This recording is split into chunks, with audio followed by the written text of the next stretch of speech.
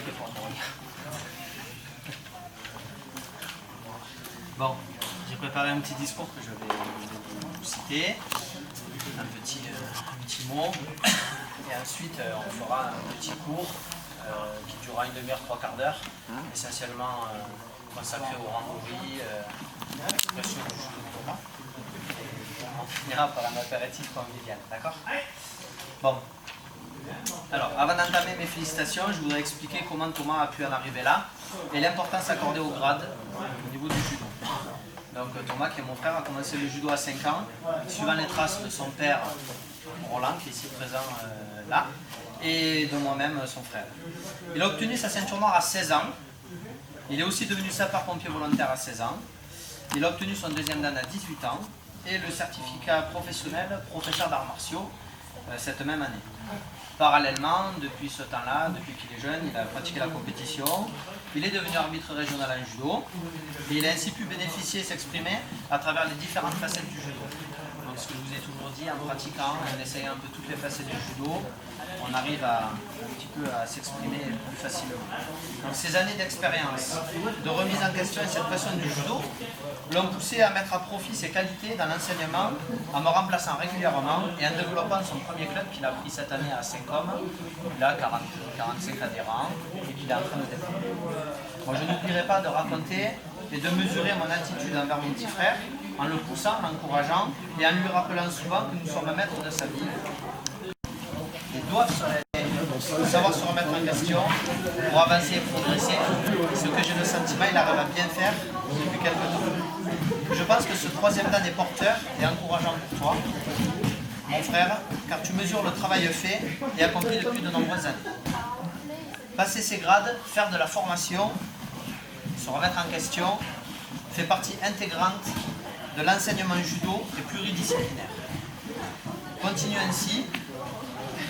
Passe ton brevet d'état sport pour tous, continue à progresser dans l'arbitrage, forme-toi et surtout épanouis-toi dans ta pratique. Exercer et vivre de sa passion, c'est possible. Il suffit d'y croire, et surtout de croire en toi, de donner son maximum. Et grâce à ta maturité et ton envie, tu pourras aboutir à tes rêves. Thomas, tu as franchi ce premier pas vers un approfondissement mesuré et patient. Tu as commencé ta vie d'enseignant, d'arbitre, et tu continues à élever tes connaissances et à développer ton savoir judoistique. Et cela passe à travers les grades que tu as passés. Troisième dan, c'est un exemple pour les judokas, une certaine connaissance technique et le poids de nombreuses heures d'entraînement. Alors pour parler des grades, j'aimerais faire un petit topo. Le judo c'est mon expression à moi du judo. Le judo est un cheminement intérieur. Le grade est avant tout un marqueur, mais il y a un double but. Guider la personne pour lui montrer qu'elle est sur la bonne voie et l'inciter encore à progresser. Et deuxièmement, identifier la personne afin que chacun sache plus facilement à qui s'adresser pour être jugé sur la bonne voie et guidé sur la bonne voie. Le grade est donc un garde-fou, un guide, un marqueur, un repère aidant à rester sur le bon chemin, le cheminement intérieur, et pas une récompense ou une échelle permettant de hiérarchiser une quelconque autorité. Le grade représente une expérience accumulée et validée, associée à un niveau de compréhension de la discipline qui dépasse le cadre de son application technique. Il présente d'une part le travail fait au niveau technique et d'autre part le travail accompli sur soi-même. J'ai profité de ce troisième dan pour te servir de partenaire et j'ai beaucoup pris plaisir à te former dans ce grade en essayant de faire mon maximum, en faisant ton partenaire et quelque part en partageant mon aventure de kata de haut niveau avec toi. Le judo est un sport de valeur et d'entraide. À ton tour de continuer à préserver cela et le retransmettre aux autres. Je suis fier de toi, de ce nouveau grade porté et de toi tout simplement mon petit frère. Je suis parfois exigeant, mais je le fais pour toi et c'est ainsi que je me suis formé et que je continue à le faire aujourd'hui. Félicitations à toi, à deux on est toujours plus fort. Alors porte fièrement et dignement ce grade. Bravo.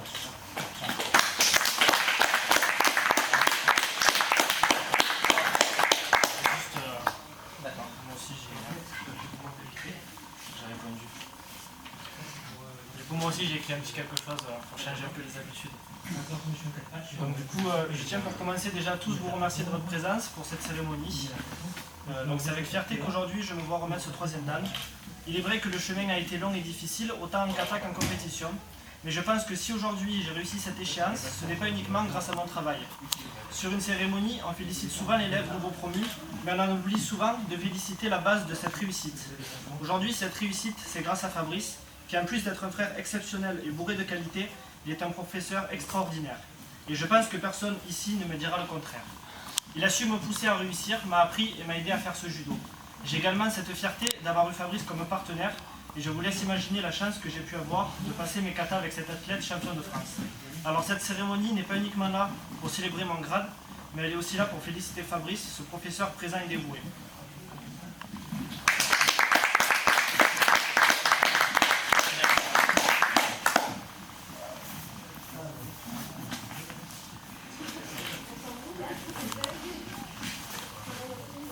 Donc, c'était son souhait, il voulait que ce soit blanc, puisque c'est ce que j'avais souhaité pour mon 4e dan, c'est une couleur qui représente la pureté. Et la nouveauté, c'est qu'au lieu de mettre des barrettes, on a mis la souhaité mettre des points. Et tout ça simple. C'est très bien.